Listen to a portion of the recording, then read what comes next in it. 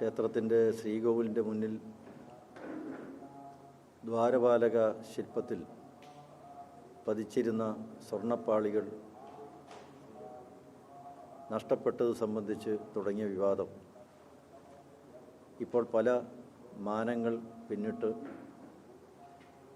അത് കേരളത്തിന് പുറത്തുള്ള വിവിധ സംസ്ഥാനങ്ങളിലേക്കും അന്വേഷണം വ്യാപിച്ചിരിക്കുകയാണ്.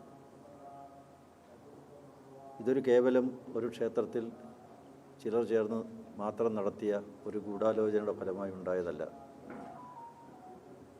ഇതിൻ്റെ പിന്നിൽ പല സംസ്ഥാനങ്ങളിലുമുള്ള പല ശക്തികളും സ്ഥാപനങ്ങളും വ്യക്തികളും ഒക്കെ ചേർന്ന് നടത്തിയിരിക്കുന്ന വലിയ കരുനീക്കങ്ങൾ ഈ ശബരിമലയുമായി ബന്ധപ്പെട്ട് ഉണ്ടായിരിക്കുന്ന വിവാദത്തിൻ്റെ പിന്നിലുണ്ട്. ഇതിനെ വളരെ നിസ്സാരമായി കാണാനാവില്ല. കോടിക്കണക്കിന് വരുന്ന ഭക്തജനങ്ങളുടെ വികാരങ്ങളെയും വിശ്വാസത്തെയും ധ്വംസിക്കുന്ന, വ്രണപ്പെടുത്തുന്ന സംഭവങ്ങളാണ് നടന്നു വരുന്നത്. ഗവൺമെൻറ്റോ ദേവസ്വം ബോർഡോ യാതൊരു വിധത്തിലുള്ള നടപടികളും സ്വീകരിക്കാതിരുന്നതുകൊണ്ട് തന്നെയാണ് ഇത്തരത്തിലുള്ള വീഴ്ചകൾ ആ ക്ഷേത്രത്തിൽ സംഭവിച്ചിട്ടുള്ളത്. ദേവസ്വം ബോർഡ് ഇന്ന് പ്രതിസ്ഥാനത്താണ്. അതുകൊണ്ട് പ്രതികൾക്കെതിരെ, കുറ്റം ചെയ്തവർക്കെതിരെ നടപടി സ്വീകരിക്കാൻ അവർക്ക് സാധിക്കില്ല. അവർ ഭക്തജനങ്ങളുടെ പക്ഷത്തല്ല. അവർ ക്ഷേത്രത്തിൻ്റെ താൽപ്പര്യങ്ങൾ സംരക്ഷിക്കുന്ന കാര്യത്തിൽ കുറ്റകരമായ വീഴ്ച, അക്ഷന്തവ്യമായ അപരാധം അവരുടെ ഭാഗത്തു നിന്നുണ്ടായിട്ടുണ്ട്.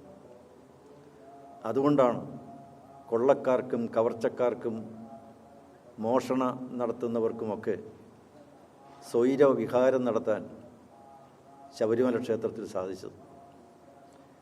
2014 വിജിലൻസിൻ്റെ നോട്ടപ്പുള്ളിയായിരുന്നു ഉണ്ണികൃഷ്ണൻ പോറ്റി. അവിടെ ഐഡൻറ്റിറ്റി കാർഡ് ഏർപ്പെടുത്തിക്കൊണ്ട് ചില നിയന്ത്രണങ്ങൾ വിജിലൻസിൻ്റെ നിർദ്ദേശപ്രകാരം നടപ്പിലാക്കിയപ്പോൾ ഈ കാർഡൊന്നും ഇല്ലാതെ അവിടെ വരാൻ സാധിക്കാതിരുന്ന ഒരാളായിരുന്നു ഉണ്ണികൃഷ്ണൻ പോറ്റി. പക്ഷേ അദ്ദേഹം അവിടെ കടന്നുകൂടി? ചെറിയ ചെറിയ കാര്യങ്ങളെല്ലാം അവിടെ ചെയ്തുകൊണ്ടിരുന്നു. ഒരു ദേവസ്വം ബോർഡ് പ്രസിഡന്റിന് പോലും സാധിക്കാത്ത കാര്യങ്ങൾ, ഇല്ലാത്ത അധികാരങ്ങൾ ഉപയോഗപ്പെടുത്തിക്കൊണ്ട് അദ്ദേഹം അവിടെ ഒരു മുടിചൂടാ മന്നനായി കഴിയുകയായിരുന്നു.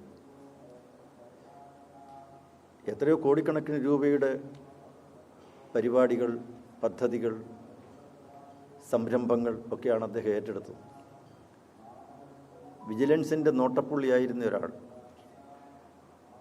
എങ്ങനെയാണ് ഇത്തരത്തിൽ അധികാരികളുടെ ഇടയിൽ സ്വാധീനം വളർത്തിയെടുത്ത് ശബരിമലയിലെ ഓരോരോ കാര്യങ്ങൾ അദ്ദേഹം ചെയ്തു?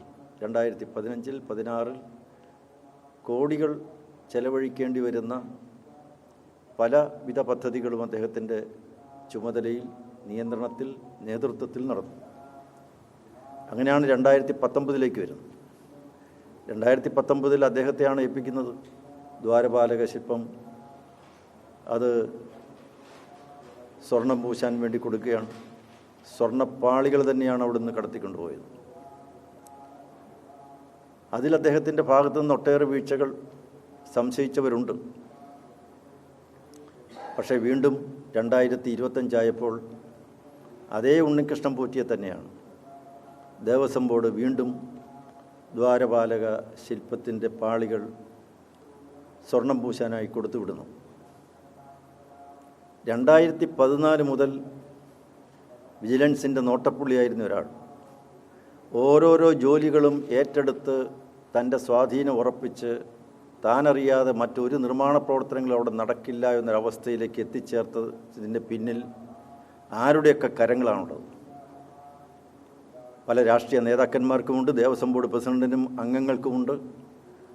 ഇവർക്കെല്ലാം അറിയാവുന്ന ഉറ്റ സുഹൃത്ത് ആയിട്ടുള്ള ഉണ്ണികൃഷ്ണൻ പോറ്റി ഇപ്പോൾ ജയിലിലാണ്.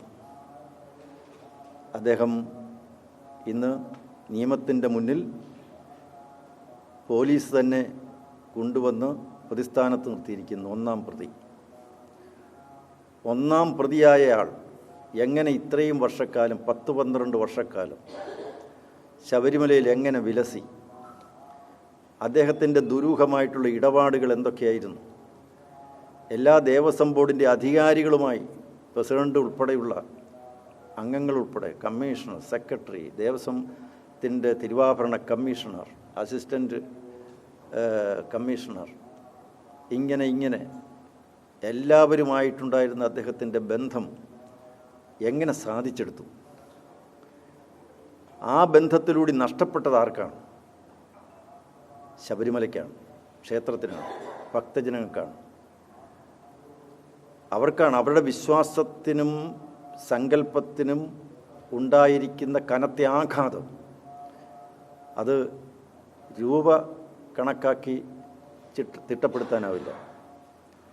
വികാരങ്ങൾ വ്രണപ്പെട്ട, വളരെ ഭയാശങ്കകളോടും ഉത്കണ്ഠയോടും അമർഷത്തോടും ദുഃഖത്തോടും പ്രതിഷേധത്തോടും ഒക്കെ കൂടിക്കഴിയുന്ന ഭക്തജനങ്ങളുടെ മനസ്സിന് സംഭവിച്ചിരിക്കുന്ന വലിയ ഒരു ആഘാതം അതെങ്ങനെ പരിഹരിക്കും? ഒരു പ്രധാനപ്പെട്ട ചോദ്യം അതാണ്.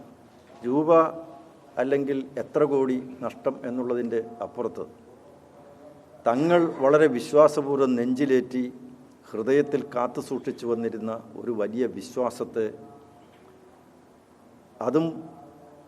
അത് സംരക്ഷിക്കാൻ ചുമതലപ്പെട്ട ദേവസ്വം ബോർഡ് തന്നെ അത് ഹനിക്കുന്നു, ധ്വംസിക്കുന്നു, തകർക്കുന്നു എന്ന് പറയുമ്പോൾ വാസ്തവത്തിൽ അത് ഭക്തജനങ്ങളെ സംബന്ധിച്ചിടത്തോളം അവർക്ക് സഹിക്കാവുന്നതിലപ്പുറം ആണ് എന്നുള്ള കാര്യത്തിൽ ഒരു സംശയമില്ല. ഇപ്പോഴും ദേവസ്വം ബോർഡ് തുടരുകയാണ്. ഈ ദേവസ്വം ബോർഡിന്, ദേവസ്വം മന്ത്രിക്കോ തുടരാൻ യാതൊരു അർഹതയുമില്ല. കാരണം ഒന്ന്,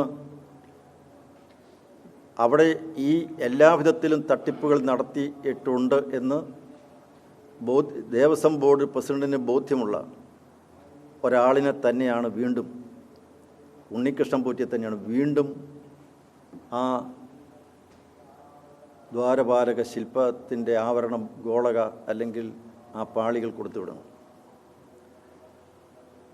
അദ്ദേഹത്തിൻ്റെ സെപ്റ്റംബർ 20 വളരെ വ്യക്തമായി, കഴിഞ്ഞ സെപ്റ്റംബർ 20 അയാൾ കുറ്റക്കാരനാണെന്നുള്ളത് മനസ്സിലായി, വ്യക്തമായ തെളിവുകൾ കിട്ടി. പക്ഷേ പരാതി കൊടുക്കുന്നത് ഒക്ടോബർ മാസം 9 എന്തുകൊണ്ട് 18-19 ദിവസം ദേവസ്വം ബോർഡ് പരാതി കൊടുത്തില്ല? മർമ്മപ്രധാനമായൊരു ചോദ്യമാണ്.